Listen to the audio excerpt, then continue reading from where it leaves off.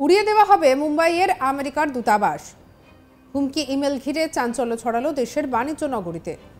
একই সঙ্গে খুন করার হুমকি দেওয়া হয়েছে আমেরিকার দূতাবাসের সব কর্মীদের। যদিও হুমকি ইমেল পাওয়ার পর অত্যন্ত সক্রিয় হয়েছে মুম্বাই পুলিশ।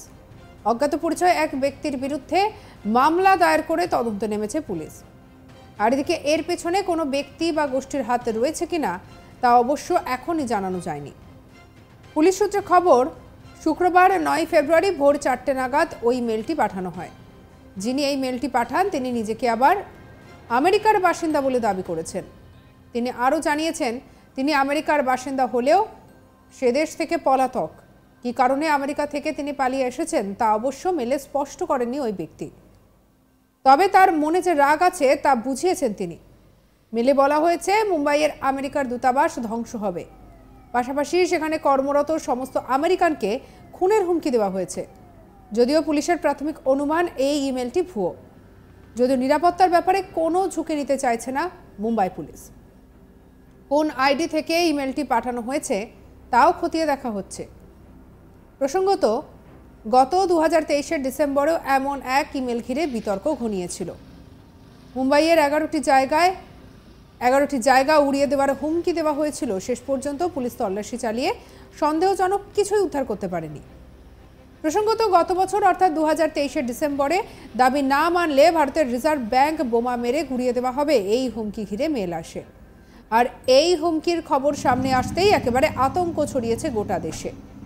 তাও আবার সাধারণ কোনো ব্যাংক নয়, রিজার্ভ ব্যাংকের মতো জায়গায়। সম্প্রতি একটি ইমেল আসে রিজার্ভ ব্যাংকে।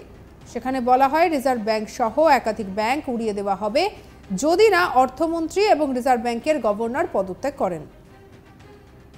ওই ইমেল পাওয়ার পরই তোলপাড় শুরু হয়ে যায় মুম্বাই পুলিশ মহলে, শুরু হয়ে যায় যুদ্ধকালীন তল্লাশি।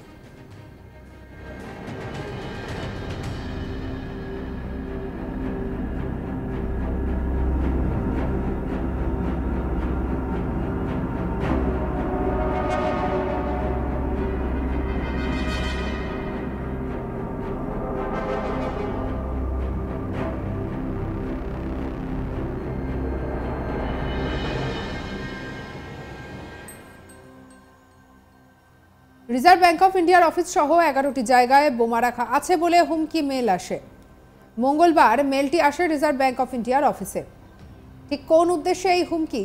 জানা গিয়েছে, আরবিআই এর গভর্নর শক্তিকান্ত দাস এবং কেন্দ্রীয় অর্থমন্ত্রী নির্মলা সীতারামনের পদত্যাগ দাবি করা হয় ওই ইমেলে। মেলে বলা হয় যে আরবিআই অফিস আরও কয়েকটি ব্যাংক সহ মুম্বাইয়ের 11টি স্থানে বোমা রাখা রয়েছে। ওই হুমকি মেলে ঠিক কি বলা হয়েছিল? মেলে বলা হয়েছে, আমরা মুম্বাইয়ের বিভিন্ন জায়গায় 11টি আলাদা বোমা রেখেছি। বেসরকারি ব্যাংকগুলিকে নিয়ে আরবিআই ভারতের সবথেকে বড় কেলেঙ্কারি চালিয়েছে। এই কেলেঙ্কারিতে আরবিআই গভর্নর শক্তিকান্ত দাস, অর্থমন্ত্রী নির্মলা সীতারামন, কিছু শীর্ষ কর্মকর্তা এবং ভারতের কিছু বিখ্যাত মন্ত্রী জড়িত। আমাদের কাছে এর জন্য যথেষ্ট প্রমাণ রয়েছে এবং বলা হয় বিস্ফোরণটি দুপুর 1:30টায় ঘটবে। জানা গিয়েছে, মেলটি যে পাঠিয়েছে সে নিজেকে খিলাফত ইন্ডিয়ার সঙ্গে যুক্ত বলে দাবি করেছে। দেশে একটি বড় কেলেঙ্কারির অভিযোগ তুলে আর্থিক প্রতিষ্ঠানগুলিকে বোমা বিস্ফোরণের হুমকি দিয়েছে। এই মেল আসার পরেই খবর যায় মুম্বাই পুলিশে। পুলিশ সব জায়গায় গিয়ে তল্লাশি করে, কিন্তু সন্দেহজনক কিছুই পায়নি। আর এই বিষয়ে মুম্বাইয়ের MRA মার্গ পুলিশ একটি মামলা দায়ের করে তদন্ত করা শুরু করে।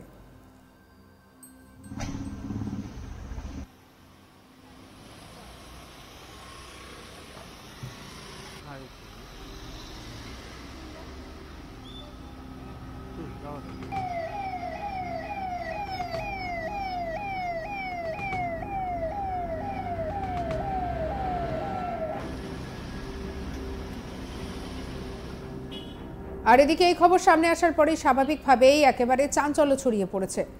উড়িয়ে দেওয়া হবে মুম্বাইয়ের আমেরিকার দূতাবাস। হুমকি ইমেল ঘিরে চাঞ্চল্য ছড়ালো দেশের বাণিজ্য নগরীতে। একই সঙ্গে খুন করার হুমকি দেওয়া হয়েছে আমেরিকার দূতাবাসের সব কর্মীদের। যদিও হুমকি ইমেল পাওয়ার পর অত্যন্ত সক্রিয় হয়েছে মুম্বাই পুলিশ। অজ্ঞাত পরিচয় এক ব্যক্তির বিরুদ্ধে মামলা দায়ের করে তদন্তে নেমেছে পুলিশ।